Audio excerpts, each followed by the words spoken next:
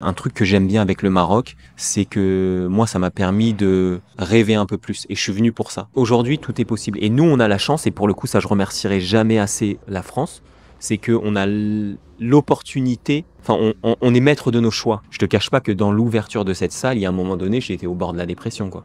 Mais peut-être aussi parce que il y a l'ouverture d'une salle qui est difficile, mais il y a aussi un nouveau pays, la découverte d'un fonctionnement dans un pays. Les papiers, ceux qui sont au Maroc, les relations avec les caïds, des compagnies que tu connais, des trucs que tu connais pas du tout hein, quand t'arrives en France. Mais le plus gros défi pour moi, c'était est-ce que je vais réussir à ouvrir? Est-ce que je vais réussir à terminer les travaux, tu vois? Ça a commencé juste pour, tu vois, signer le bail chez le notaire. C'était la première étape et j'en pouvais déjà plus. C'est-à-dire que je suis allé chez le notaire, peut-être que bah aujourd'hui je le ferai différemment. Maintenant j'ai un peu plus de contact, mais je suis allé chez le notaire, j'attendais 3 heures pour une signature. Moi, je suis arrivé là sur place, je me suis dit, là, j'arrivais toujours tout juste de France, tu vois, je me suis dit, waouh. Ah oui, ça va être long. Depuis que je suis ici, moi, je me sens libre, tu vois. Je me dis, vas-y, demain, je vais aller à la montagne, je vais beaucoup à la montagne, donc je vais à la montagne, je kiffe. Je suis au Maroc depuis 9 mois, j'ai ouvert ma salle. En France, j'ai fait 30 ans et j'ai rien fait. Quand tu arrives en tant qu'Européen ou en tout cas encore plus peut-être Parisien, ça va vite. Ici, je pense que si les gens veulent s'installer, accepter de prendre un peu plus le temps. Et par contre, tu vois, c'est un truc sur lequel j'ai dû travailler. Parce que c'est moi qui ai décidé de venir au Maroc, donc c'est à moi de me faire à la culture, tu vois. Moi, je suis quelqu'un de archi speed. Tu me dis un truc, tu me dis 1 heure, faut que ce soit respecté. Quand je suis arrivé, on m'a beaucoup dit, ouais, tu verras, les gens, ils sont pas à l'heure, nan, nan, nan. Ça, j'ai pas trop ressenti, tu vois. Mais par contre, mes process, ils mettent du temps. C'est-à-dire que demain, tu vas ouvrir une salle, même si t'as 1 million d'euros, ça va mettre du temps. Salut Arthur, bienvenue sur Entreprendre et vivre au Maroc. Je suis ravi de t'accueillir sur la chaîne. Salut Stéphane, bah, merci d'être venu chez Sweeton et de présenter la salle à tout le monde. Ça va être une interview très spontanée, j'ai rien prévu, on va voir. On commence un petit peu avec ton lien avec le Maroc. C'est quoi tes premiers souvenirs du pays et dans quel contexte c'était? Bah, mes premiers souvenirs, c'était, je devais avoir 8 ans. J'étais parti en vacances en Guinée au départ chez de la famille et on était parti à Casablanca. En fait, on a fait un voyage en Guinée et après on a fait un petit trip pendant ce voyage à Casablanca et c'est mon premier souvenir. En vrai, j'étais petit, donc je me rappelle juste qu'il y avait pas mal de soleil, beaucoup de palmiers et que c'était beau. Ouais, j'étais content de venir, quoi. Et par la suite, est-ce que tu étais en contact avec le Maroc d'une manière ou d'une autre? Bah après, comme j'habite à Paris, du coup, le Maroc, c'est vraiment à côté. Je suis venu plusieurs fois en vacances. On va dire que la première fois que je suis venu à Marrakech, j'ai pas du tout aimé. C'est fou. Aujourd'hui, j'habite ici, mais j'ai pas du tout aimé.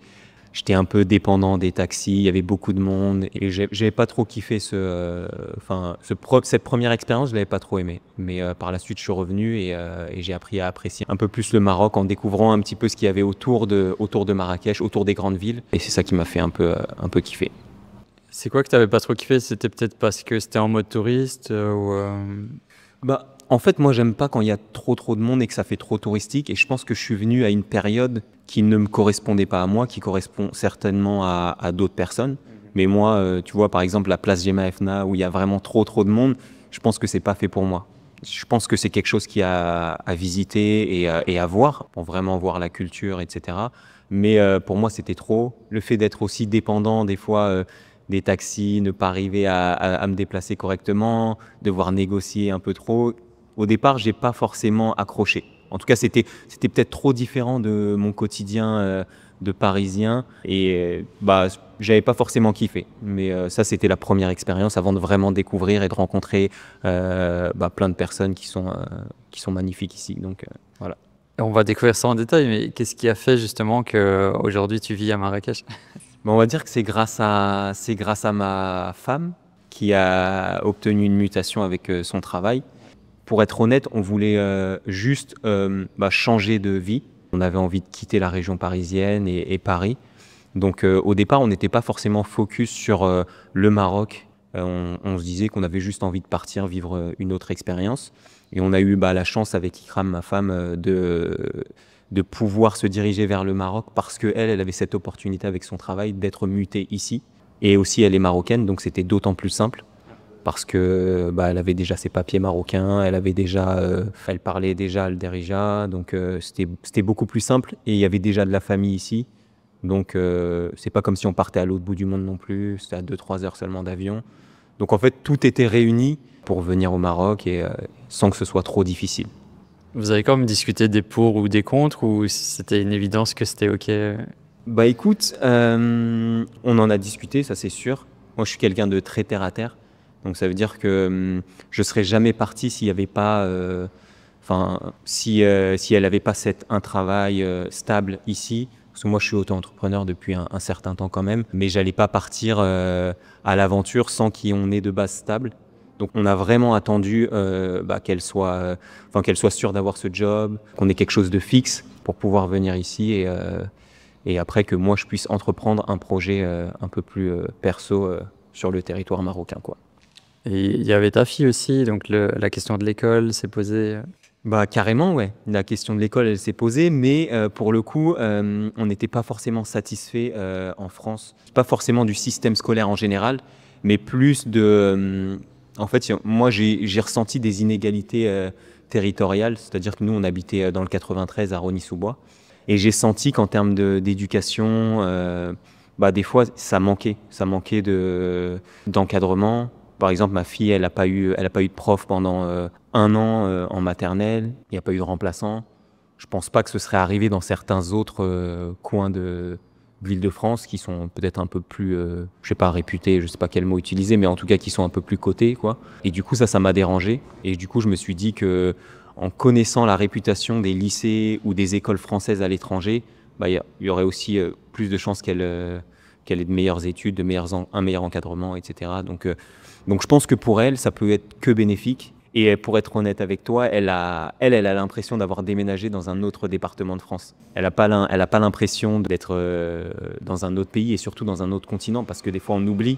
Le Maroc c'est à côté, mais là on n'est plus en Europe, on est en Afrique. Donc il y a quand même beaucoup de changements.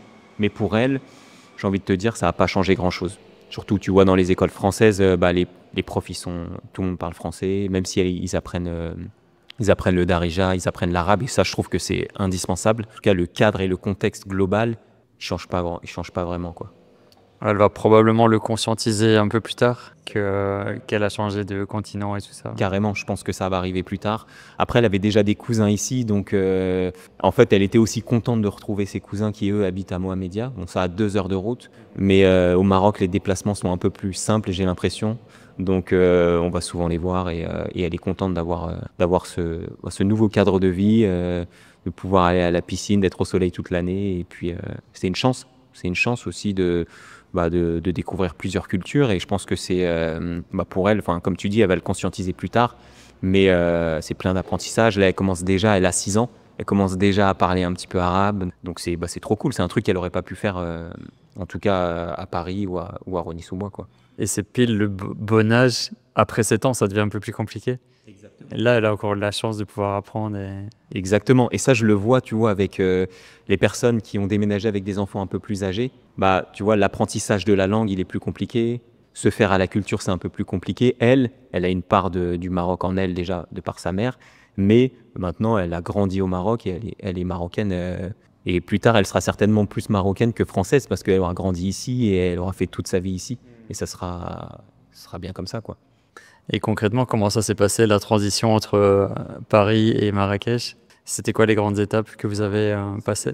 C'était dur. Après, comme je t'ai dit, on a eu la chance que, grâce au travail de ma femme, on a été aidé pour le déménagement, on a été aidé pour le fait de trouver un appartement. Même si on est venu plusieurs fois avant pour un petit peu repérer les lieux, on a eu la chance d'avoir cette assistance de la part de son entreprise. Et comment ça s'est passé? En fait, le truc, c'est que moi, on a un appartement en France, on a voulu garder, parce que du coup, on s'est dit, on sait jamais, hein. On va pas prendre de risques, on va pas revendre cet appartement et faire un coup de poker et tout miser sur le Maroc. Donc, on s'est dit qu'on garde quand même cet appartement. Donc, il a déjà fallu le mettre en location et prendre un nouvel appartement en location ici.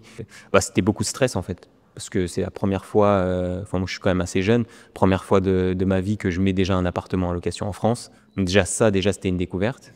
Et c'était que le début parce qu'au final, la grosse découverte, c'était de venir ici et de trouver un appartement, de trouver un projet, même si je l'avais déjà en tête. Mais ouais, ça a été c'était un peu compliqué. Il a fallu contacter, compliqué mais réalisable quand même.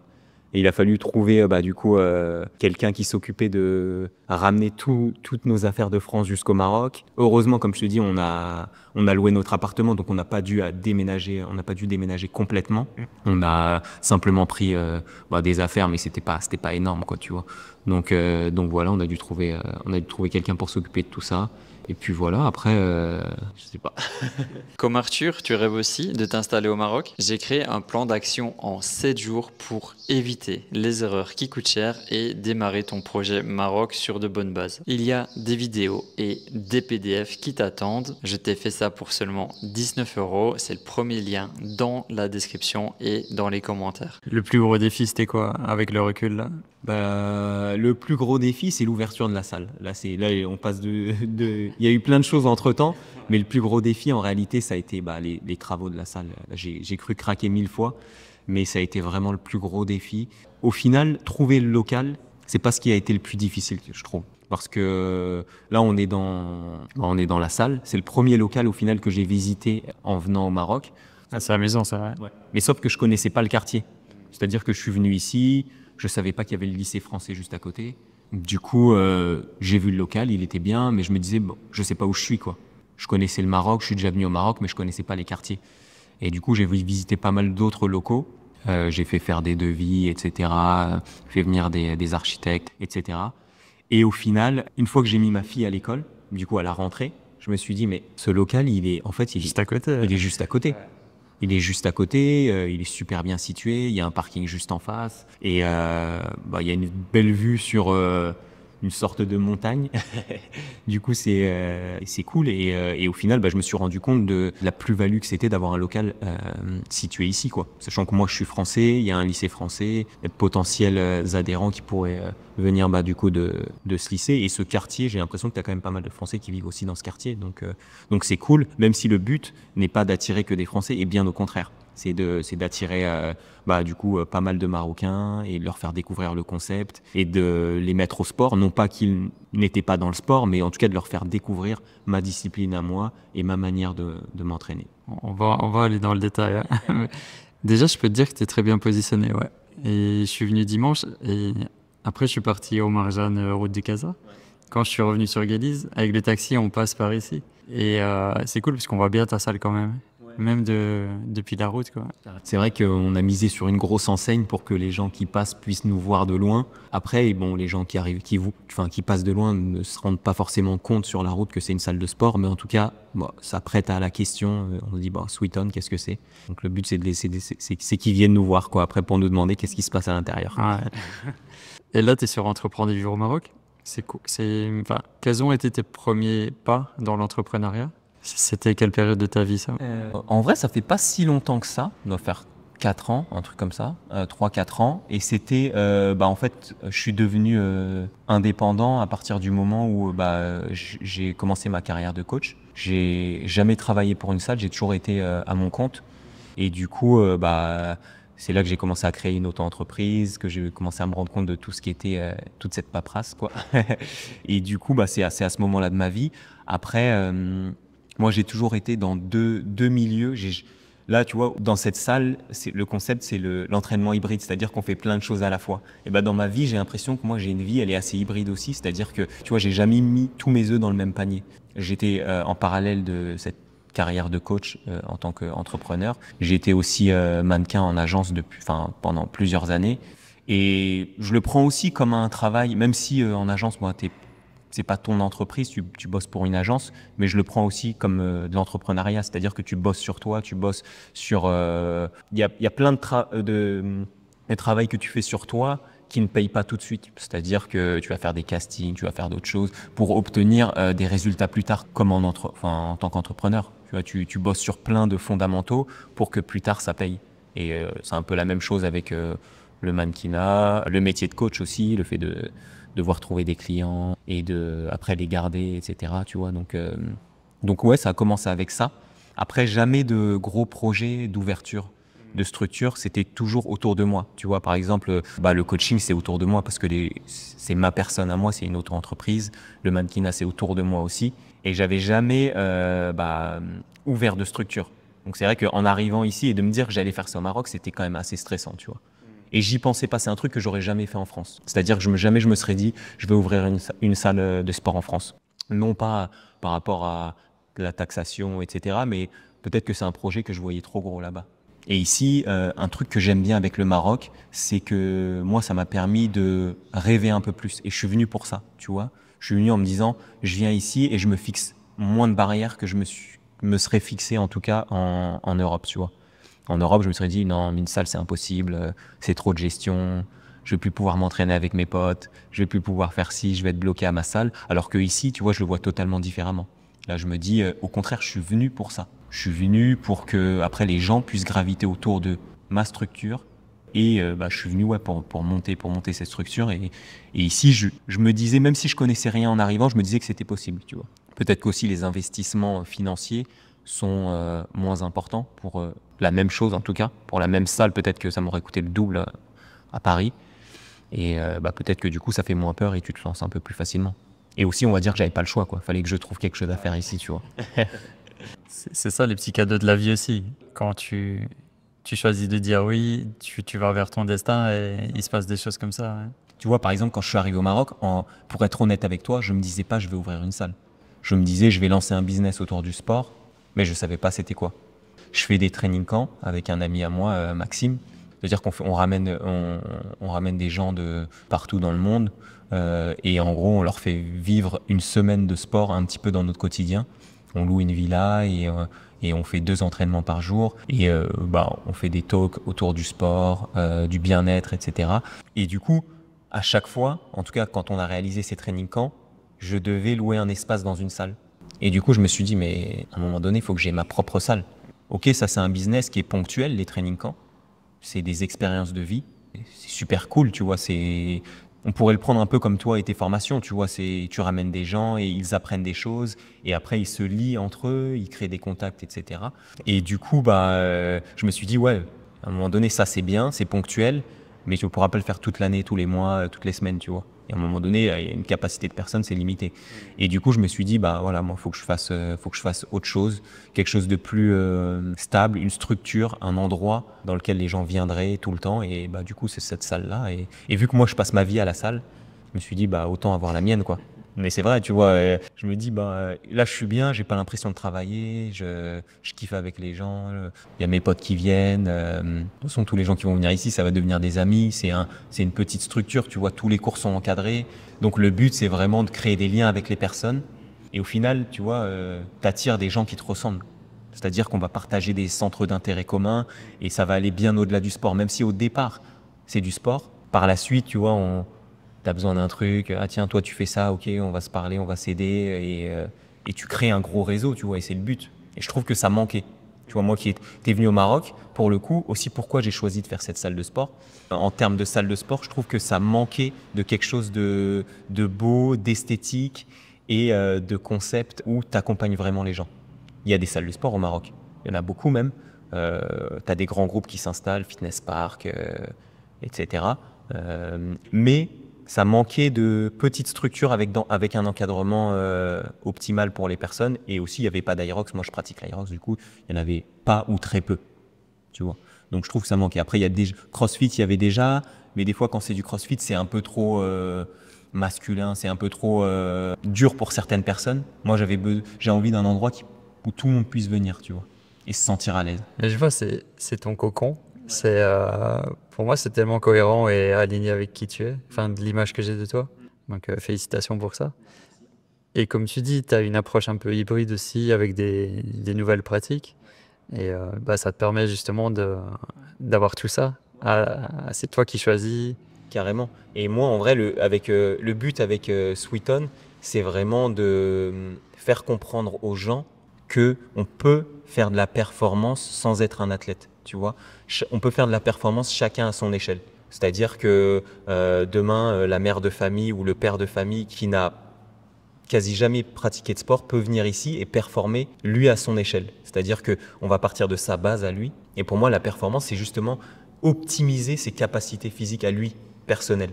Et ne pas se baser uniquement sur le physique. Trop de gens, tout le temps, ont voulu se baser dans le sport sur le physique.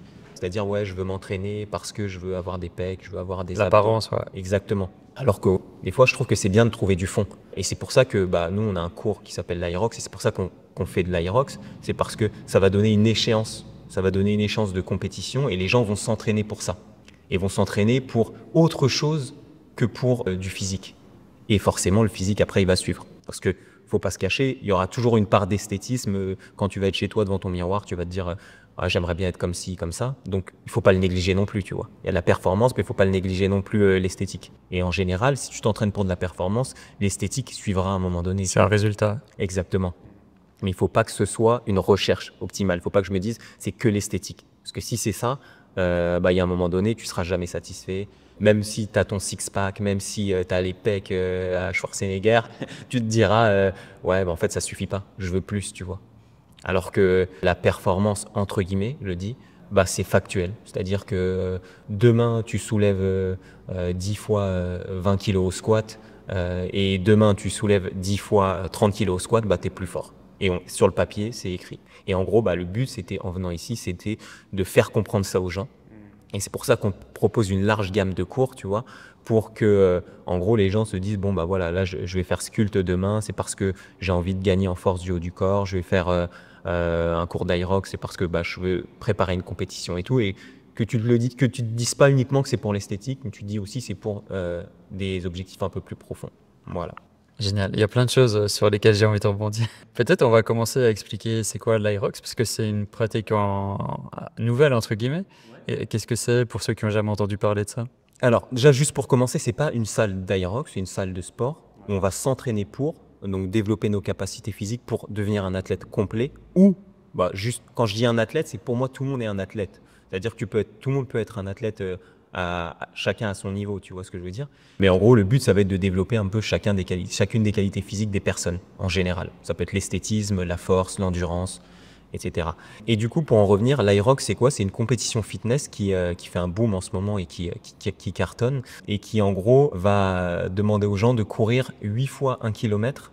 Et entre chacun des kilomètres, on va devoir réaliser un workout. Donc ça peut être du ski erg, ça peut être du rameur, des fentes, des burpees, pousser un chariot, tirer un chariot. Ça peut paraître barbare, mais en réalité, il n'y a rien de technique. C'est-à-dire que tout le monde doit être capable de finir un Aerox. Après, chacun dans un temps donné. On va dire que les athlètes vont finir entre 55 minutes et 1 heure.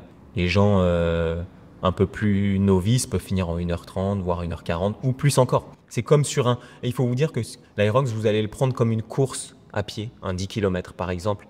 Sur un 10 km, à Marrakech, il y en a plein. Un 10 km, vous allez, les élites vont le finir en 30 minutes, mais tout le monde peut y participer et on peut tous faire la même compétition, sauf qu'on a chacun nos objectifs. Et peut-être que le dernier va finir en 2 heures, le premier aura fini en 30 minutes, mais les deux se seront dépassés et les deux auront cette satisfaction de voilà, j'ai accompli quelque chose.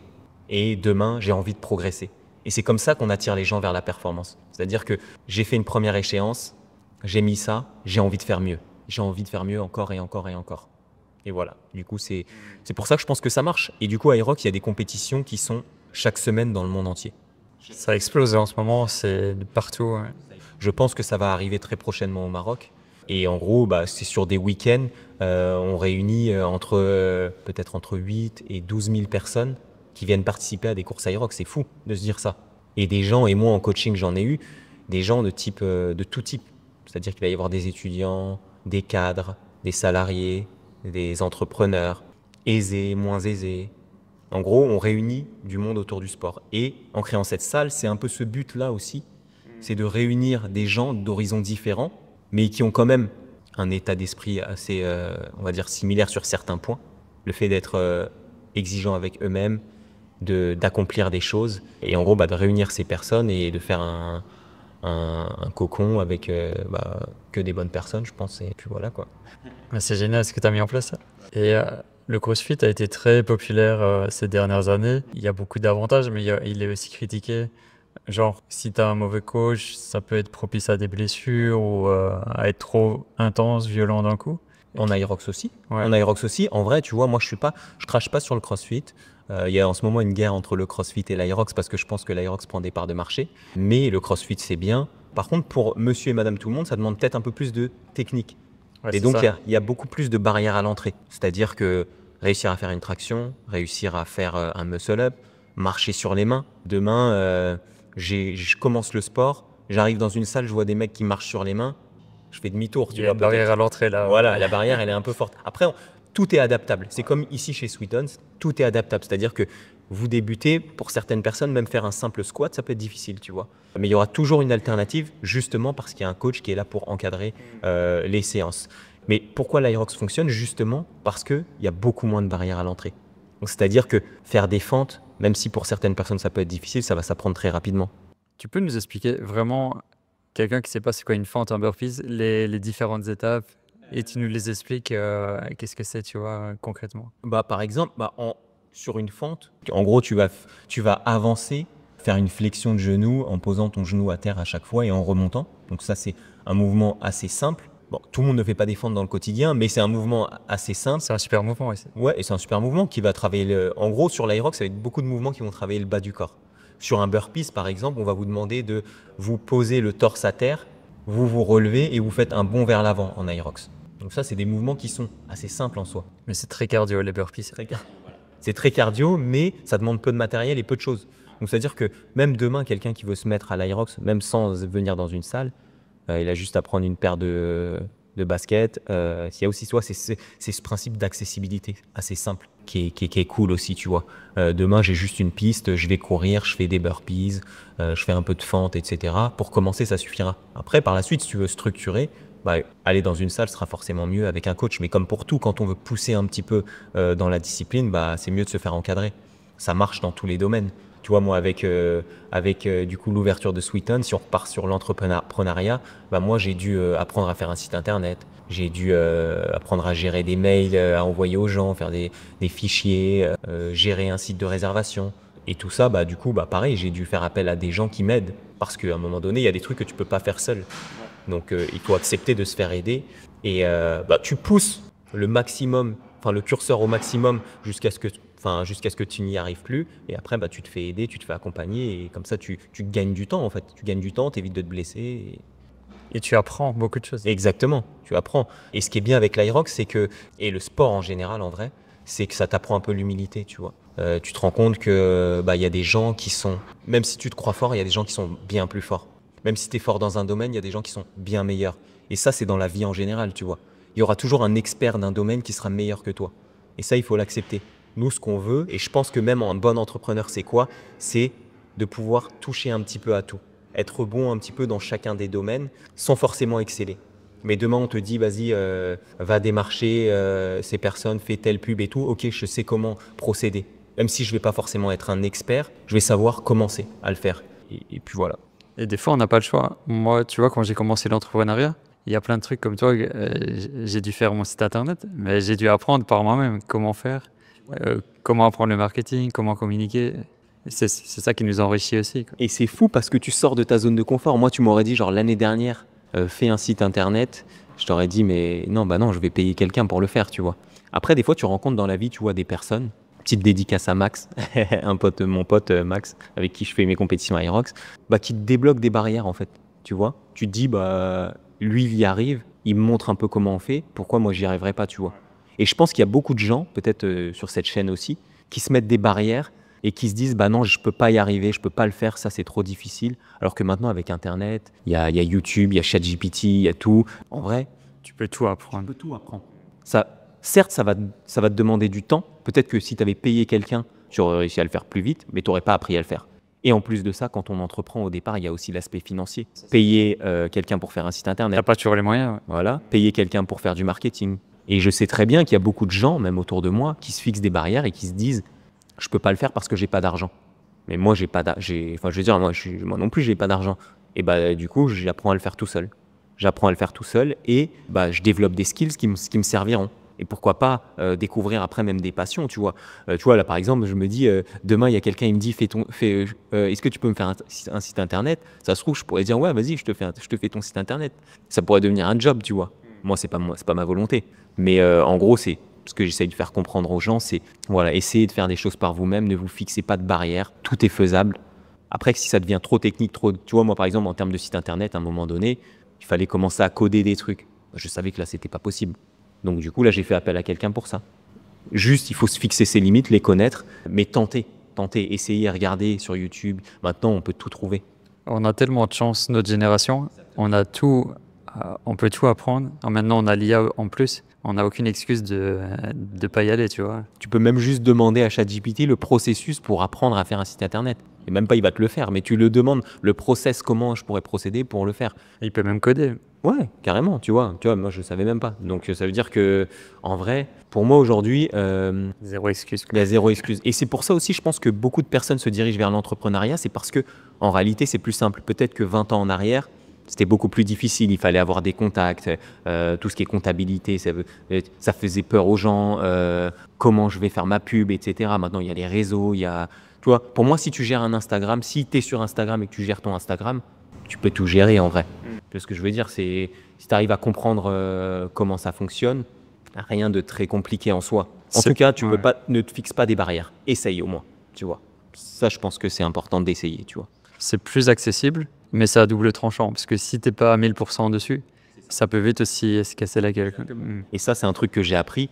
C'est pareil, je fais aussi des programmations en ligne. Donc ça aussi, c'est un côté entrepreneur. C'est que je fais des plans d'entraînement pour l'Irox ou sportifs en général pour des personnes en ligne. Et tu vois, ça représente une charge de travail hebdomadaire. C'est-à-dire qu'il faut que j'écrive mes plans d'entraînement pour ces personnes. Je suis obligé de le faire, elles payent. Mais personne ne va me forcer à le faire.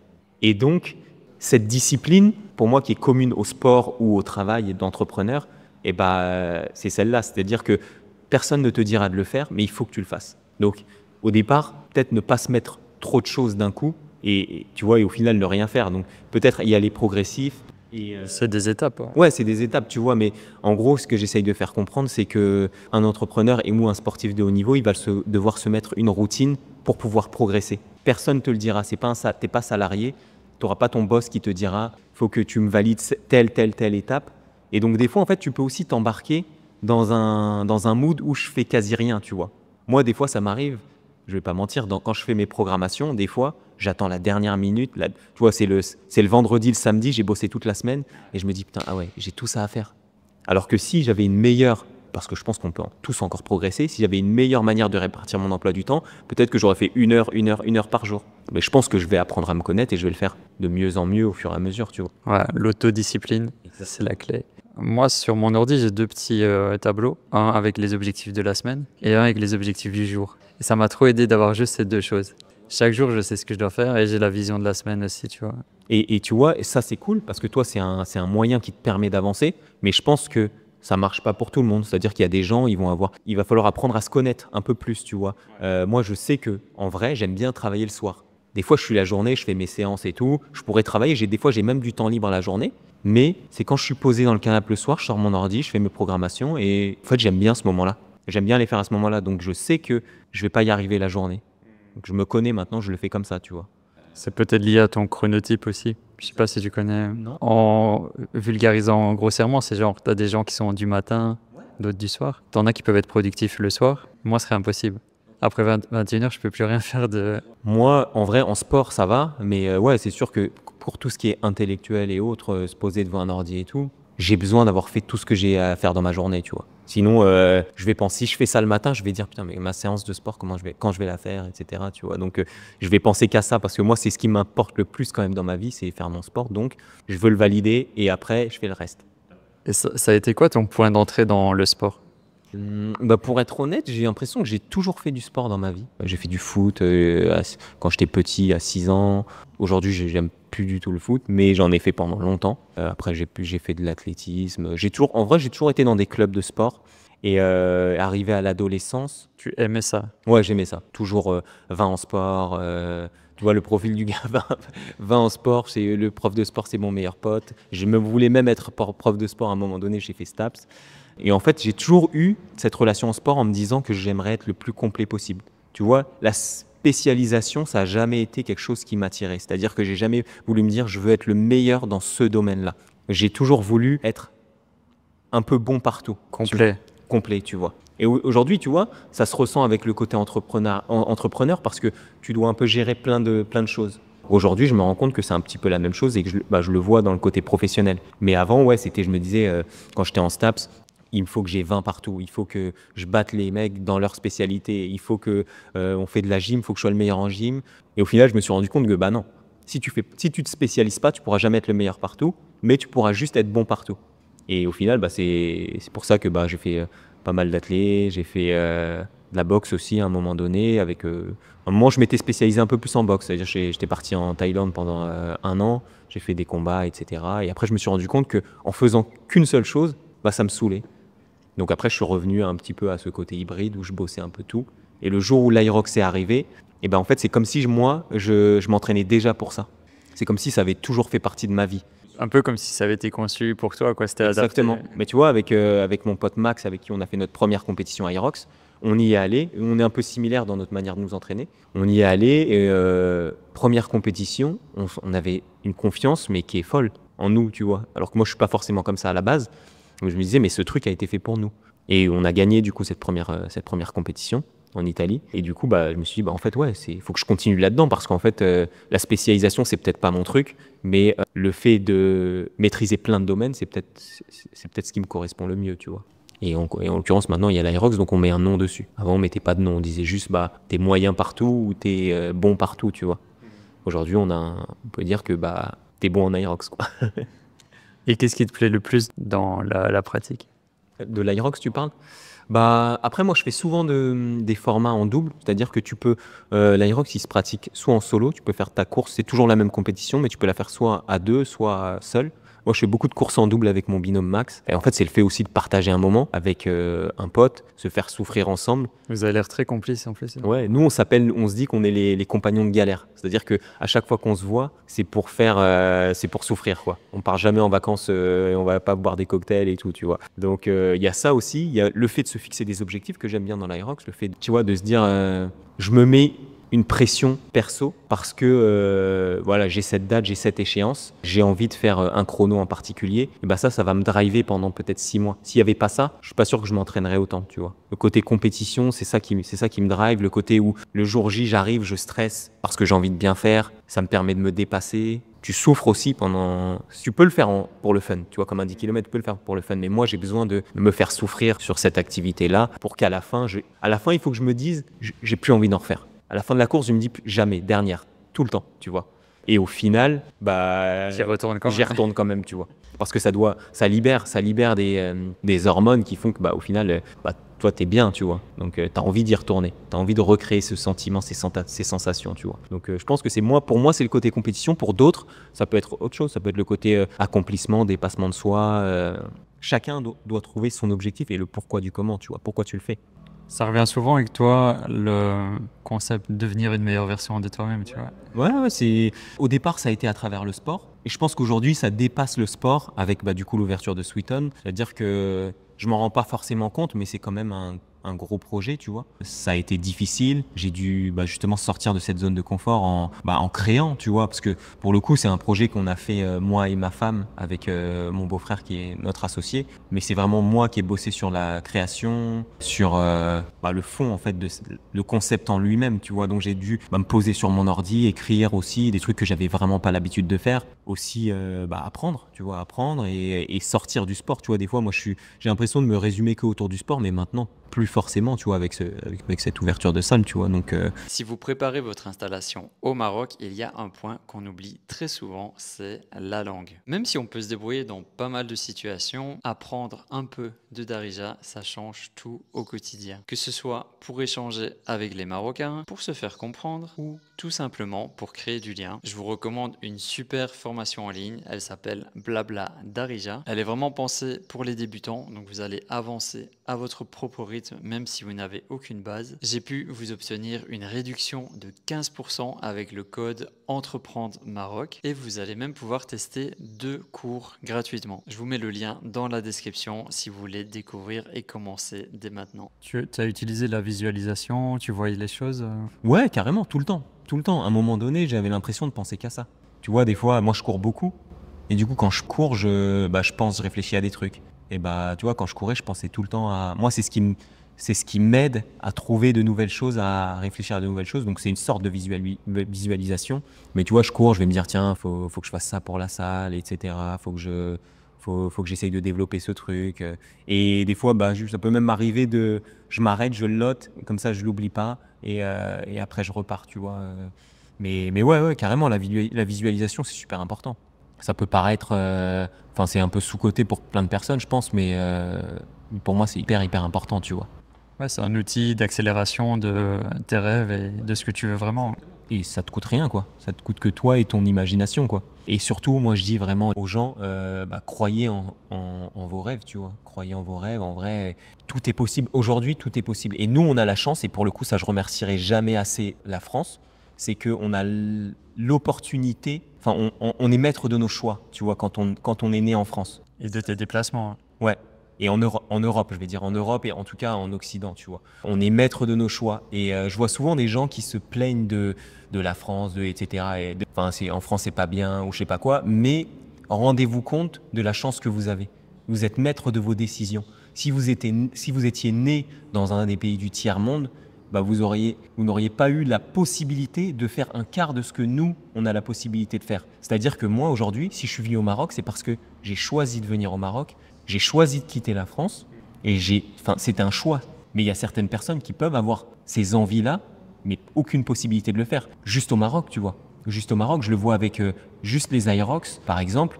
J'ai des potes, ils doivent faire des visas. Ils ne les ont pas forcément. C'est compliqué, c'est refusé, ouais. Et encore, le Maroc, ça va. T'as certains pays, c'est encore pire, tu vois. T'as certains pays pauvres où ne serait-ce que, les gens espèrent manger. Tu vois ce que je veux dire? Ils sont pas dans des pensées entrepreneurs. Nous, la France, elle nous a quand même laissé cette chance, c'est le pouvoir de nos décisions. Si demain tu restes en France et que tu te plains, pour moi, c'est que, il y a un moment donné, il faut que tu fasses un travail sur toi-même et que tu prennes des décisions. Et ça, c'est une vraie décision d'entrepreneur en gros, c'est un vrai risque que tu dois prendre en tant qu'entrepreneur. Il y a un moment donné, tu es en France, tu as toutes les armes, tu as toutes les possibilités pour te développer, pour développer ton business ou bouger. Si tu n'aimes pas la France, si tu n'as pas envie d'être là-bas, tu peux faire ce que tu veux. Vas-y, bouge, ouais. Ouais, non mais voilà, tu vois. Ça, c'est un truc aussi qui m'énervait. C'est le fait les gens qui sont des fois négatifs sur plein de trucs, mais tu es maître de tes décisions. Si tu as envie de partir, tu as la chance d'avoir grandi dans un pays qui t'a ouvert l'esprit, qui te permet de faire ce que tu veux. Il y a des gens, ils n'ont pas cette chance-là. Il y a des gens, ils naissent dans des pays où on leur met des œillères, ils n'ont pas d'argent, ils n'ont pas de nourriture, ils n'ont rien. Eux, ils peuvent pas. Eux, ils peuvent s'en remettre à Dieu ou à qui que ce soit selon leurs croyances. Mais nous, on a la chance, même si on peut quand même s'en remettre à Dieu, on a la chance d'être plus ou moins maître de nos décisions, tu vois.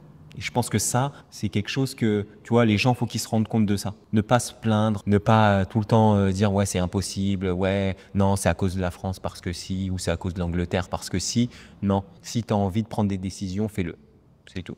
Il y a beaucoup de limitations intérieures et c'est peut-être le fait aussi que tu as beaucoup voyagé, qui t'a ouvert l'esprit et de voir autre chose. Parce que le Français de base se rend pas compte qu'il a un privilège d'avoir ce passeport. C'est vrai. Ouais, je pense que c'est le voyage. Et après, c'est aussi mon mode de vie. C'est-à-dire que j'ai très peu travaillé en tant que... j'ai eu des tafs normaux en tant qu'employé, mais je me suis vite rendu compte que c'était pas fait pour moi. Et donc, comme je suis arrivé vite dans ce milieu... entrepreneur, comme je te disais, mannequin, c'est pas forcément entrepreneur, mais où tu es un peu libre. Du coup, moi, je n'ai pas fixé ces barrières que un mec qui a travaillé en tant que salarié toute sa vie, il est conditionné pour ça. Et donc, je les comprends aussi, tu vois. Mais moi, justement, j'essaie de faire passer le message en disant que c'est possible, mais je comprends aussi que certaines personnes soient conditionnées, que certaines personnes se disent « Ouais, comment je vais faire si je quitte mon travail? Je vais être au chômage après, si ça marche pas, j'aurai rien. » Mais la part de risque, elle est indispensable.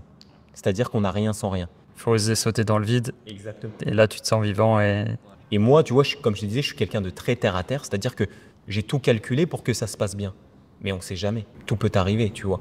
Pour moi, il faut quand même prendre ces deux parachutes. Et je me dis, on ne sait jamais, tu vois. Par exemple, moi, je me suis toujours dit, je garde un petit peu d'argent sur mon compte. On ne sait jamais s'il y a une galère. Tu vois, je ne prends pas non plus 100% des risques. Et tu vois, j'ai une famille. Donc, je pense qu'il faut quand même mesurer ces risques, mais accepter d'en prendre.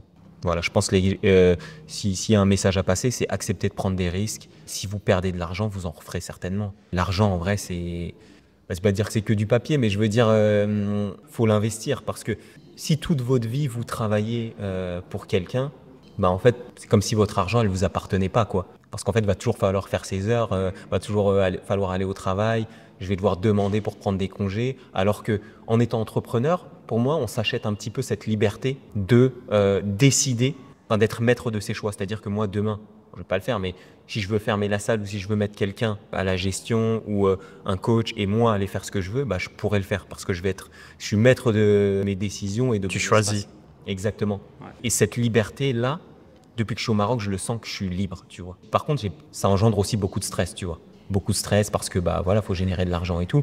Mais depuis que je suis ici, moi, je me sens libre, tu vois. Je me dis, vas-y, demain, je vais aller à la montagne. Je vais beaucoup à la montagne, donc je vais à la montagne, je kiffe, je reviens. Je peux quand même bosser sur mes projets. Moi, je le vois, tu vois, par exemple, avec ma femme qui est encore salariée, bah elle, tu vois, des fois, elle peut pas me suivre parce que bah faut demander les congés.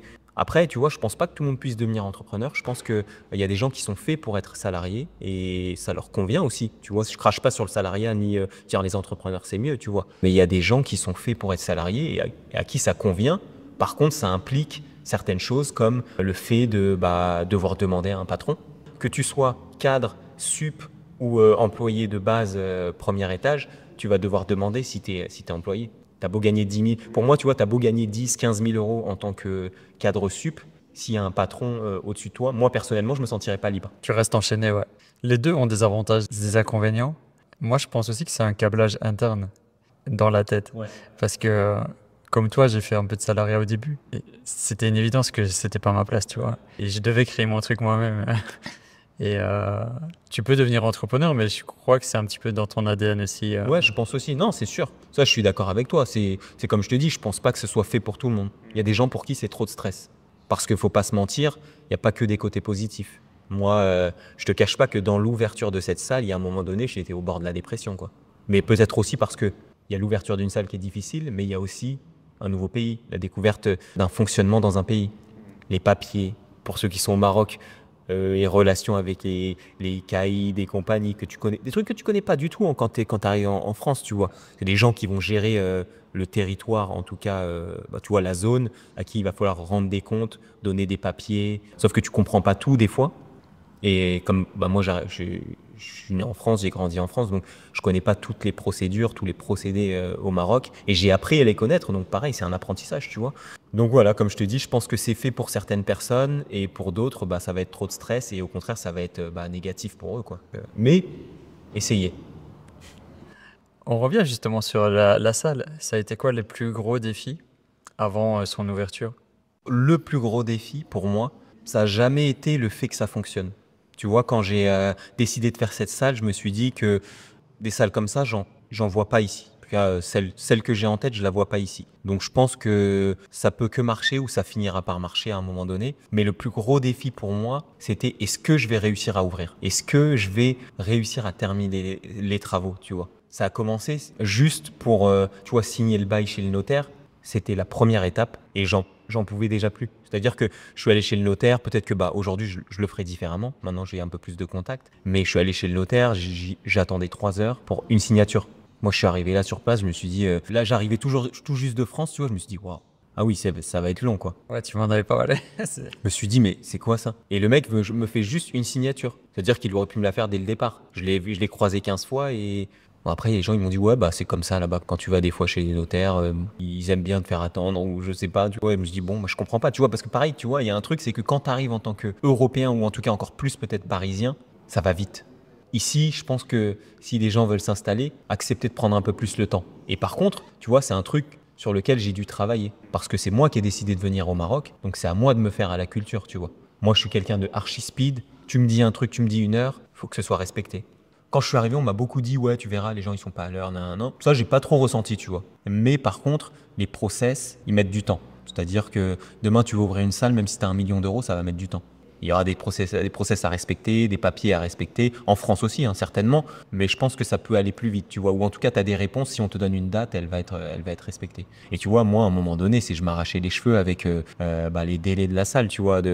Au départ, on m'a annoncé 40 jours pour faire les travaux de la salle, et au final, ça a pris 3 mois, quoi.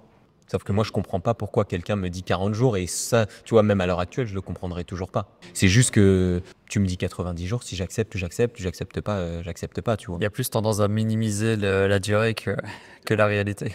Tu vois, et je le savais, donc moi, j'avais dit à la personne qui s'occupe des travaux, dis-moi vraiment. Dis-moi vraiment. Mais personne me dit vraiment. Et au final, bah, ça a pris le double du temps, tu vois. Après, il y a eu des aléas avec les papiers, il y a eu d'autres choses. Aujourd'hui, de toute façon, j'ai envie de dire, Dieu merci, c'est ouvert, quoi. Mais oui, moi, ça a été vraiment le vrai, enfin, la chose la plus difficile, ça a été bah, de l'ouverture, quoi. De réussir à ouvrir. Tu vois, aujourd'hui, je suis heureux, pas parce que ça marche, mais parce que c'est ouvert. C'est-à-dire que le projet, pour moi, il est abouti là. Maintenant, il va falloir le faire fonctionner, certes, mais on a réussi à l'ouvrir. Pour moi, surtout ces 3 mois, jusqu'au bout, jusqu'à la dernière semaine, je me serais dit, c'est possible que je rentre en France et que je lâche l'affaire, tu vois. J'ai perdu de l'argent, mais tant pis. Et je pense que dans un processus d'ouverture, que ce soit une salle ou autre, je pense que vous allez vous le dire souvent, ceux qui vont faire, ceux qui vont tenter d'ouvrir des commerces et autres, vous allez vous dire souvent, bah, j'ai envie d'arrêter, quoi. Mais il faut repousser, il faut parler à des gens, il faut parler à d'autres entrepreneurs. Ça m'a vraiment aidé. Ça m'a vraiment aidé parce que, par exemple, j'ai parlé avec Sophia qui a ouvert il y a quelques années un café à Rabat, Beau Rabat, un truc comme ça, je me rappelle plus. D'ailleurs, ce serait bien qu'elle vienne sur la chaîne. Hein. Ce serait bien qu'elle Bah vienne ouais, sur la carrément. Bah, tu vois, si tu dois interviewer quelqu'un, je te passerai son contact. Mais du coup, bah, je lui ai parlé et elle m'a dit, moi, tu sais que c'est normal. Parce qu'en fait, vous allez souvent croire que vous êtes seul. Et dire, ah, pourquoi ça m'arrive à moi, ça? Pourquoi ils me font ça à moi? Et du coup, moi, je lui ai parlé, elle m'a dit, non. Moi, je suis marocaine, je suis née au Maroc. Ok, j'ai fait mes études en France, je suis resté en France. Mais je suis arrivé sur place, j'étais comme toi, perdu. C'est-à-dire que les papiers, ça a pris autant de temps, les travaux, ça a pris autant de temps. Voilà, faut juste accepter. Et parler à d'autres gens, leur exposer vos problèmes liés à l'ouverture de votre société, va vous rassurer, entre guillemets. Parce que ils vont vous dire, bah non, moi aussi j'ai été confronté à ça. Ou ils vont vous aider. Ils vont vous dire, ah tiens, non, pour ça, fais comme ci, fais comme ça. Parce que avant, moi j'avais demandé à plein de gens et à chaque fois j'avais des discours différents sur plein de domaines, tu vois, en termes de papier, de comptabilité. On me disait, ouais, non, tu peux faire comme ça tu peux faire comme ça. Et en fait, j'avais tout le temps des discours différents. Donc je sais pas si c'est parce qu'il y a plusieurs procédés ou si c'est parce que des fois les gens ils parlent sans savoir. Mais en tout cas, parler à des gens qui ont fait des choses. C'est-à-dire parler à des gens. qui a fait ce que tu veux accomplir. Et... Des fois, c'est bien de parler à des gens qui l'ont déjà fait. Je vais me faire peut-être des ennemis, mais à Marrakech, il y a beaucoup de gens qui te disent avoir fait des choses ou qui essayent de te conseiller. Et au final, bah, en fait, non. Ils pensent, ils ont peut-être pensé à faire des projets, mais ils n'ont pas forcément réalisé des projets. Donc en fait, ils sont loin de la réalité. C'est du blabla. Voilà, ils sont loin des réalités. Et ça, vous allez en entendre plein des personnes ici qui vont vous dire, ouais, moi j'ai fait ci, moi j'ai investi dans ça, etc. Des fois, faut pas croire tout le monde. Moi, je me méfie de ceux qui disent j'ai fait ci, ça. Mais ce qu'il a fait, tu l'as pas vu. En général, les gens qui font vont pas parler En beaucoup. silence. Ouais. Voilà. Mais par contre, quand tu vas leur demander, ils vont t'aider pour de vrai. Tu vois, moi, j'ai un ami là, du coup que j'ai rencontré à Marrakech, qu'on m'avait présenté, qui est plus dans l'immobilier, qui m'a beaucoup aidé, tu vois. Mais quand t'es dehors, tu le vois, il va pas te dire je suis dans l'immobilier, etc. Je fais ça, mais tu as besoin d'un service, il va t'aider, il va te conseiller. Et puis voilà, tu vois. Donc méfiez-vous des gens qui vont juste tenter de s'exposer pour pas grand-chose au final. Ça revient à développer un réseau de qualité autour de toi. Ça va t'aider. Bah oui, ça c'est indispensable. Après, moi, je compte quand même beaucoup sur moi-même, mais je pense que c'est important. C'est pas forcément déléguer, mais faire confiance à certaines personnes, en tout cas les bonnes, même s'il y en a pas beaucoup, hein, tu vois. Je pense pas qu'il va y avoir 10 personnes, mais 2-3 personnes qui vont pouvoir t'aider à trouver des contacts ici. Tu vois, moi, par exemple, j'ai une salle de sport, j'ai besoin de contacts pour trouver des fois des employés, pour des employés de confiance, faire des travaux, etc. Tu vois, je vais avoir besoin, en gros, qu'on me conseille des services. Donc, c'est pour ça que c'est bien d'avoir ce réseau-là et je trouve qu'il sert à ça, tu vois. Et ici, c'est très répandu le conseil de la recommandation. Tu vas pas chercher comme ça, mais tu vas demander à quelqu'un de te recommander. Après, ça, c'est peut-être le côté un peu européen où tu te méfies un peu de tout. Donc, du coup, et moi, c'est ce que j'avais, c'est que tu te méfies de pas mal de choses. Tu te dis, ouais, est-ce que je vais me faire arnaquer et tout? Bon, je pense pas que tu te fasses arnaquer à tous les coins de rue. Mais du coup, je trouve que c'est d'autant plus rassurant de se faire conseiller les services d'une personne, tu vois. Parce que du coup, en général, moi, par exemple, je sais que si je vais conseiller quelqu'un, c'est que je lui fais confiance. Et c'est comme si je te donnais ma parole à moi, tu vois. Ce qui revient souvent aussi, c'est les... Parce que moi, je trouve que tu as été vite, je te le disais. Et des fois, c'est les autorisations de travaux, autorisations d'exercer. Bah ça, on a eu pas mal de retard, pas mal de galères avec ça. Et pareil, je savais pas, tu vois, je connaissais pas tout ça. Donc après, je pense quand même que si vous avez les moyens, n'hésitez pas à vous faire accompagner par des professionnels qui vont l'idéal, ouais. gérer tout de A à Z. Moi, j'avoue que j'ai pris une société qui gère tout, Mais en termes d'autorisation, c'est moi qui ai fait mes demandes, etc. Donc c'était, je pense, un peu plus compliqué. J'ai la chance d'avoir ma femme qui m'a beaucoup aidé du coup en termes de paperasse, parce que pareil, si vous parlez pas d'Arija, ça peut être un peu compliqué pour certaines administrations, même si au Maroc, quasi tout le monde parle français. Dans les administrations surtout, ouais. Ouais, voilà, tu vois, mais ouais, n'hésitez pas à vous faire accompagner, ça c'est sûr et certain. Même, tu vois, ne serait-ce que je pense ta formation, tu vois, ça aurait été un bénéfique. Nous, on s'est rencontrés après. Je pense que ça aurait été bénéfique pour moi. Ça m'aurait aidé, ça m'aurait avancé dans, tu vois, plein de points d'apprentissage que, bah, du coup, j'ai appris sur le terrain, quoi, tu vois. Après, c'était lancé, tu vois. Après, quand t'es lancé, bon, bah, j'ai envie de dire, tu te débrouilles, hein. C'est comme si t'étais dans ton sable mouvant, tu dois sortir et puis tu fais par tous les moyens, quoi. Ça prend plus de temps parfois. Mais c'est vrai que ouais, tout le monde me dit qu'au final, c'était pas si long que ça. Peut-être que quand vous êtes dans votre process d'ouverture, vous vous dites que bah, ça passe pas, c'est beaucoup plus long que prévu. Et des fois, il faut un petit peu dézoomer. Et c'est vrai que quand tu me dis ça, je me dis que ouais, au final, il y a eu 3 mois de travaux, quoi. Et je suis au Maroc depuis peut-être 9 mois, tu vois. C'est très très rapide. Je suis au Maroc depuis 9 mois, j'ai ouvert ma salle. En France, j'ai fait 30 ans et j'ai rien fait, tu vois, entre guillemets, tu vois. Mais ouais, au final, c'est quand on prend du recul, on se dit que bah ouais, j'ai quand même accompli quelque chose et que c'est cool, quoi. Félicitations pour ça. Merci, merci. J'attends que tu viennes t'entraîner, hein. Ouais. Et justement, au Maroc, il y a beaucoup de salles de musculation classiques, on va dire. Donc, il y en a old school, il y en a des modernes. Il y a des sports de combat partout, il y a un peu de crossfit. Toi, tu as développé un concept unique où tu es un peu hybride. Tu peux nous développer en détail qu'est-ce qu'on peut faire ici? Alors ici, du coup, on a 5 à 6 cours différents qui vont être répartis sur une planification du coup hebdomadaire. On va avoir un premier cours qui s'appelle Sculpt. Donc le cours Sculpt, c'est un cours qui va vous permettre de vous développer musculairement et aussi en force. Donc c'est un cours qui va être donné à 6 personnes uniquement. Et il va y avoir un focus qui va être un peu plus haut du corps. Donc on a le sculpt upper, on a le sculpt lower. Lower, ça va être du coup bas du corps. Et le but, c'est de garder un mouvement sur un cycle et de progresser sur ce mouvement. Le reste de la séance, il va changer, mais en tout cas, on va progresser sur un seul et même mouvement pour faire comprendre aux gens que on ne peut pas changer d'exercice à chaque fois si on veut progresser. Donc il faut garder une base. Tu vois, c'est comme si demain, je suis entrepreneur et je commence à essayer de me former sur 10 trucs en même temps, ça ne marchera pas. Hein, ça va être trop difficile. Tu prends une chose et chaque fois, tu l'améliores un petit peu. Après, comme c'est une salle de sport et il faut satisfaire les gens, je ne vais pas demander aux gens de faire un mois de la même séance. On garde un seul et même mouvement sur lequel on progresse et le reste de la séance va changer. Mais après, moi, je vous dis personnellement, en tant que sportif, je peux faire la même séance pendant 1 an et progresser dessus. Pour vous dire à quel point, bah voilà, être sportif, ça demande d'être assidu, ça demande d'être rigoureux. Parce que pour faire la même séance pendant 1 an, ou en tout cas, quand je dis la même séance, c'est que les mêmes mouvements et essayer de s'améliorer après, tu vois. Mais il faut être rigoureux, tu vois. Parce qu'il y a la qualité d'exécution aussi. Exactement, ouais, il y a plein de choses. Vous allez vous améliorer sur votre force, sur votre endurance, mais aussi votre technique va faire que vous allez être plus fort. Après, on a aussi le cours Suite. Donc le cours Suite, c'est le cours, on va dire, qui est un peu plus commercial, ouvert à tous, pour un peu démocratiser la pratique hybride. Là, vous allez avoir en gros 4 fois 10 minutes, 4 blocs de travail où vous allez faire 2 fois du cardio, 2 fois du renfo. Donc là, on commence déjà à mixer un petit peu renfo et cardio. Donc le cardio, il va être réalisé soit en course à pied, soit sur un ski erg, une machine ski erg, soit sur un rameur. C'est quoi ski erg?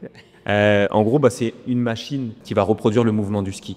Et la rameur, c'est une machine qui va représenter le mouvement du rameur.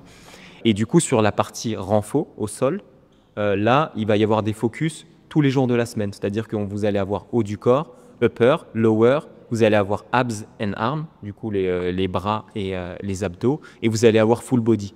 Et en gros, si vous suivez tout ce split, ou au moins 2 séances de ce split, vous allez avoir un entraînement complet pour la semaine, sans avoir à faire 10 entraînements dans la semaine. C'est le but, c'est commencer à attirer les gens dans l'entraînement hybride par ce cours-là, pour que par la suite, ils puissent se diriger vers des cours un peu plus spécifiques qui vont demander plus de concentration, plus de force. On va chercher plus à progresser, rentrer un petit peu plus dans la performance. Après, on a aussi le cours de gym.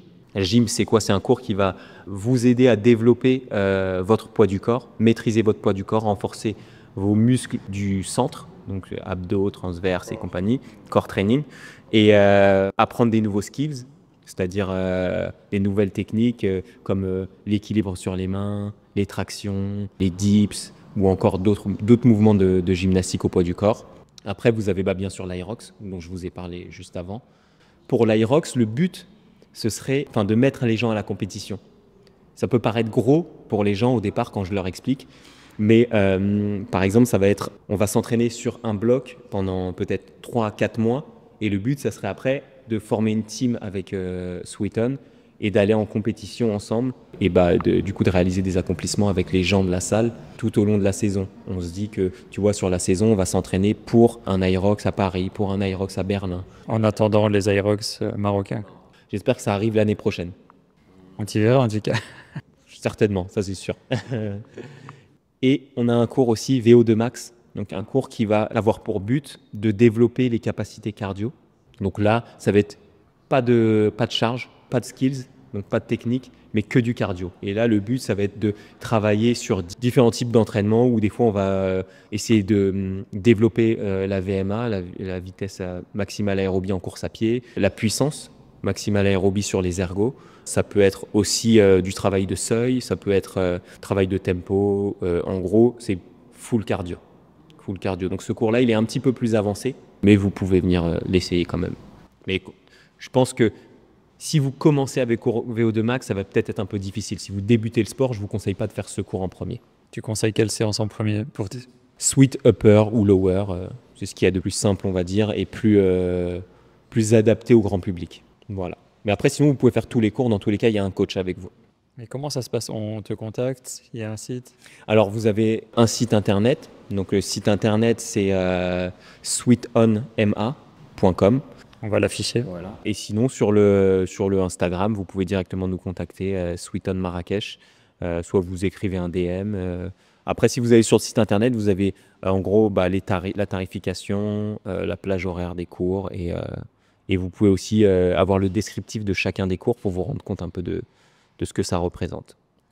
Donc, quand on vient, on va rejoindre un petit groupe déjà? Ouais, c'est ça. En gros, tous les cours sont sur réservation. Donc, c'est-à-dire que, comme je vous l'ai dit, entre 6 et 10 personnes, vous allez réserver votre cours. Et en fonction des cours, il va y avoir plus ou moins de monde. Bon, là, on vient d'ouvrir, donc c'est encore assez... il y a encore pas trop de monde. Mais le but, c'est qu'après, chaque cours soit full et qu'on progresse tous ensemble. Comment tu te sens là maintenant que la salle est ouverte? Magnifiquement bien. Là, j'ai hâte de recevoir du monde. Étrangement, j'ai pas eu de stress. Peut-être que je suis dans mon domaine, j'ai l'impression d'être... je suis chez moi, mais j'ai l'impression d'être chez moi. C'est naturel. Voilà, c'est naturel. Après, peut-être que quand le monde va arriver, il va y avoir un peu plus de gestion en termes de planning, etc. Il y aura peut-être un peu plus de stress quand il va falloir recruter un peu plus. Pour l'instant, c'est moi qui vais donner les cours. Quand il va falloir recruter un peu plus, peut-être que là, il y aura du stress. Encore un autre stress que je connais pas, c'est-à-dire d'avoir des employés, des coachs à gérer. Et puis voilà, faudra apprendre à manager. Je pense que je suis très mauvais en management. Ce sera encore un autre apprentissage pour devenir meilleur. Carrément. Et c'est là qu'on se rend compte, du coup, que c'est vraiment un métier, quoi. C'est vraiment un métier et on se rend compte pourquoi il faut des formations en management. C'est normal, c'est parce que c'est un vrai travail. Moi, je peux pas manager tout le monde de manière autoritaire parce que je le suis avec moi-même. Donc ça, c'est un travail que je vais devoir faire sur moi. On en revient à ce qu'on disait, le chemin de l'entrepreneur est tellement riche de ce que tu apprends et qui va te servir toute ta vie après. Et j'ai l'impression que ça s'arrête jamais, tu vois. Parce que demain, tu gères des employés, peut-être qu'après, tu vas devoir gérer des commerces et ça sera encore différent. Donc, ce qui est cool, c'est que c'est comme avec le sport, c'est que ça s'arrête jamais. C'est que on peut toujours apprendre de quelqu'un, on peut toujours progresser grâce à quelqu'un. Et c'est cool de se dire que le chemin n'est jamais terminé, quoi. On parle rapidement aussi du matériel, puisque ouvrir une salle de sport, il y a la notion aussi de trouver du matériel de qualité. Comment tu as fait? Ouais, vous allez voir que si vous souhaitez ouvrir une salle de sport, ou je pense n'importe quel type d'importation au Maroc, les importations sont assez contrôlées et taxées. Moi, j'ai fait le choix de passer par un prestataire qui s'occupait directement de ramener du matériel. Donc, c'est lui qui a eu à faire les échanges avec les douanes, les paiements et la taxation, etc. Donc, moi, je paye plus cher. En général, vous allez payer plus cher, je pense, au Maroc. En tout cas, en termes de sport, vous allez forcément payer plus cher qu'en France. Parce que ça vient de l'étranger. Parce que ça vient de l'étranger. Il n'y a pas forcément de production locale. Enfin, en tout cas, pour le matériel avec marque, c'est-à-dire les ski ergs, ces concepts, ça ne se fabrique pas ici, quoi. Puis j'imagine que tu voulais une certaine qualité. Exactement.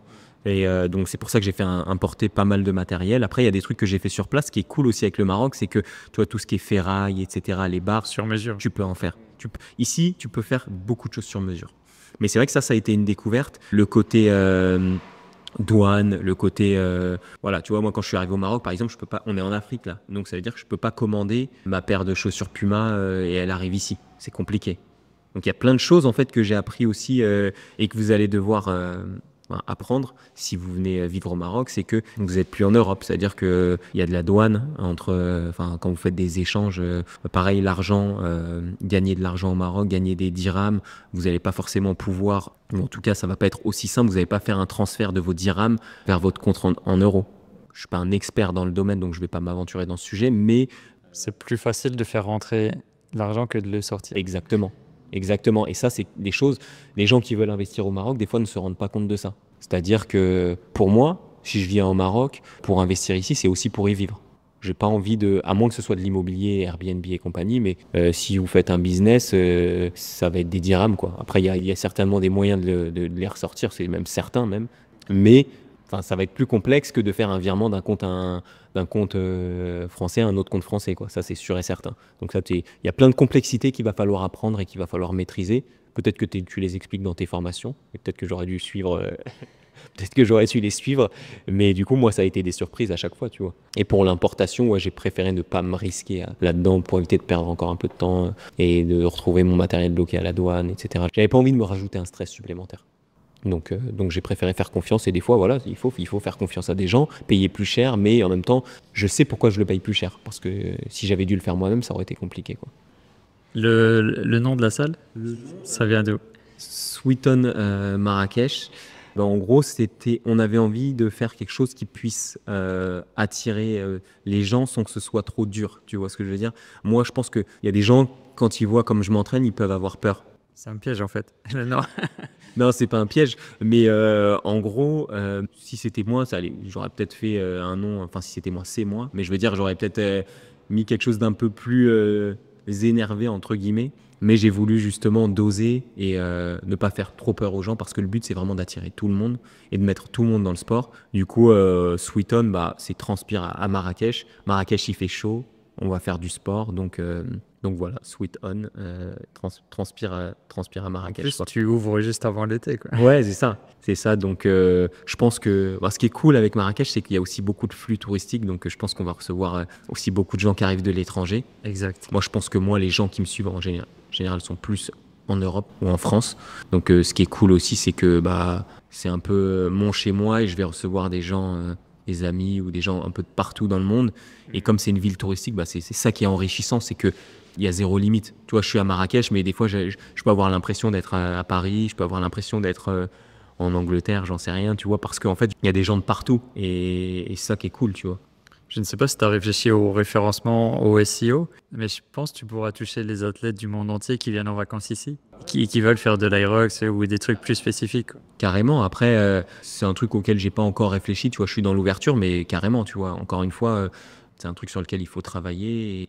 Tu vois, ils voudront pas aller dans une salle basique. Ils voudront ce type de salle. Carrément. Et comme moi, je fais des stages, j'ai aussi pensé à, tu vois, enfin, on a déjà développé, mais tu vois, recevoir des athlètes et faire des stages, des séminaires un petit peu Aerox, ou même d'autres disciplines. C'est-à-dire qu'on pourrait recevoir il y a beaucoup de footballeurs qui viennent à Marrakech, ou d'autres sportifs et s'occuper de leur préparation physique en faisant des stages. Comme ça, les personnes, elles sont dans un cadre magnifique à Marrakech, peuvent louer une villa ou même des appartements, profiter du soleil, des piscines, etc. et venir s'entraîner dans des conditions optimales, même en off-season, quoi. Donc voilà. Et ça, c'est un des premiers trucs que tu avais développé, les training camps. Ouais. Après, c'était pas forcément pour des athlètes Oui, de haut niveau, c'était pour des pratiquants d'Aerox ou des gens qui faisaient du sport en général et qui avaient besoin d'évasion. Tu vois, je pense que les retraites, c'est un truc qui marche beaucoup en ce moment parce que les gens ont besoin de prendre du temps pour eux. Et les workshops, c'est bien, mais souvent, ça dure une journée. Tu es dans ta journée de travail, tu penses à ton travail. Tu n'es pas complètement déconnecté de ton environnement de tous les jours. Et donc, tu n'arrives pas à te relâcher, à relâcher un petit peu la pression et à être à l'aise. Et je trouve que les retraites, nous, comme on en fait, puissant, ouais. c'est super enrichissant. Déjà, tu rencontres des personnes, souvent qui ont les mêmes centres d'intérêt, donc comme à travers la salle.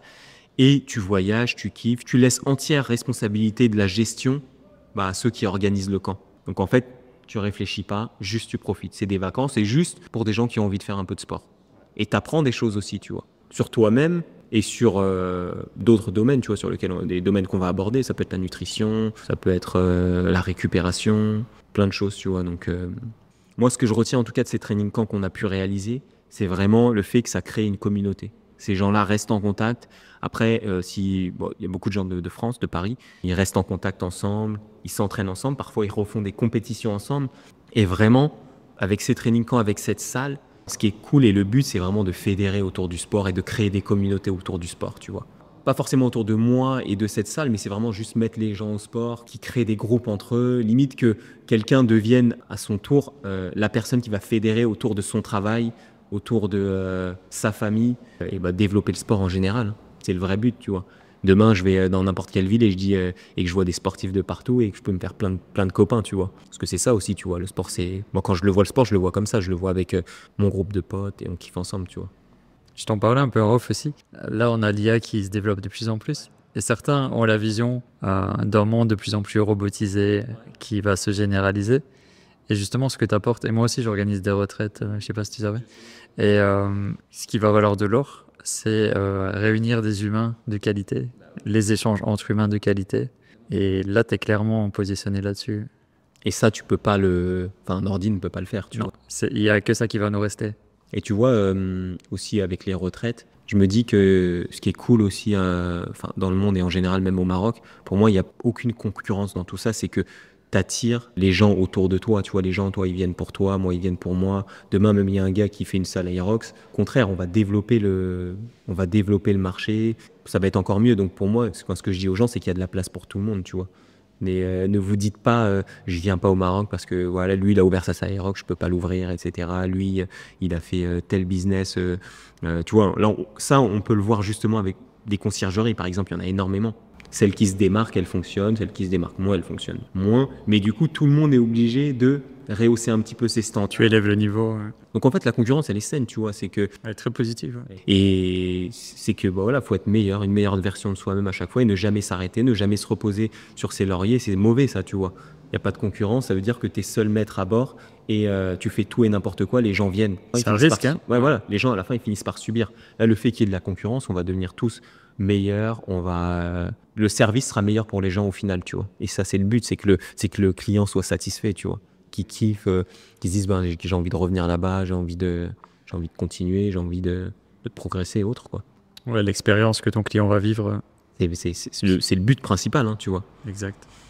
J'ai une petite question un peu plus pour les réseaux. Quels sont tes 3 kiffs à Marrakech? Donc, les choses pour lesquelles tu as le plus de gratitude, qui te donnent beaucoup de joie. Alors, ce que je kiffe le plus à Marrakech et dans ses alentours... Monter sur la montagne? Pas celle-là, mais c'est montagne. En vrai, ce que je kiffe le plus, c'est la diversité des paysages que tu peux avoir. On peut penser que Marrakech, c'est que désert, tu vois. Enfin, le Maroc, c'est beaucoup de désert, beaucoup de chaleur. Mais tu vois, le truc que je kiffe le plus, c'est aller à la montagne, par exemple. Tu vois, je vais à la montagne, où il y a le Toubkal à côté. Donc, c'est le sommet le plus haut du Maroc. Tu es quasi à 4000 d'altitude. Pour comparer, le Mont Blanc en France, c'est à 4008 ou 4009. Donc c'est déjà de la haute montagne, mais c'est très accessible. D'ailleurs, allez-y, je pousse tout le monde à visiter cette zone autour de Marrakech, qui est à 1 heure de Marrakech. Mais moi, ce que je kiffe, c'est être dépaysé, qu'il n'y ait personne, aller un petit peu faire de la course à pied ou un petit peu de randonnée. J'ai mon guide avec moi et on se fait des petites balades, on kiffe. C'est-à-dire que je peux être dans le brouhaha de Marrakech, à 1 heure si je veux, je peux aller à la montagne et kiffer, être dans le plus grand des calmes. Et ça, vraiment, c'est ce que je surkiffe, tu vois. Et à chaque fois qu'il y a quelqu'un qui vient me visiter à Marrakech, je l'emmène à la montagne, tu vois. Ça, c'est un de mes kiffs. Après, quoi d'autre? Moi, en vrai, c'est souvent autour du sport quand même. Donc, c'est-à-dire que... C'est normal, c'est ton univers. Après, c'est faire du vélo, je kiffe, tu vois. Par exemple, tu vas sur la route de l'Orica ou n'importe quel autre, tu prends ton vélo, tu pars et tu réfléchis pas, tu vois. Ça, c'est un truc que je kiffe. Et puis voilà, après... Les vélos, faut faire très attention. Moi, j'en fais tous les jours. Ouais. C'est un peu dangereux aussi. Ouais, c'est un peu dangereux parfois. Après, ici, il y a beaucoup de cyclistes, tu vois. À chaque fois que je roule en vélo, je vois du monde. Et des pistes cyclables. C'est moto, vélo, mais ouais, moto, ouais, c'est tout. C'est tout, ouais. Ouais, la conduite ici, c'est spécial.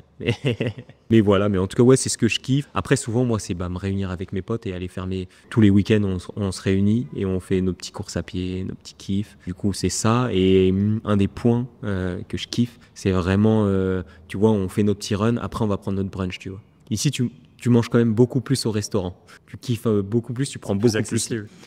Ouais, les gens prennent plus le temps, j'ai l'impression. Donc, si vous déménagez ici, vous allez plus kiffer vos moments off. C'est-à-dire que même si vous travaillez, vous allez passer rapidement des 1 heure et demie au resto, alors que ça, c'est des trucs, pas le temps de faire ça quand t'es à Paris.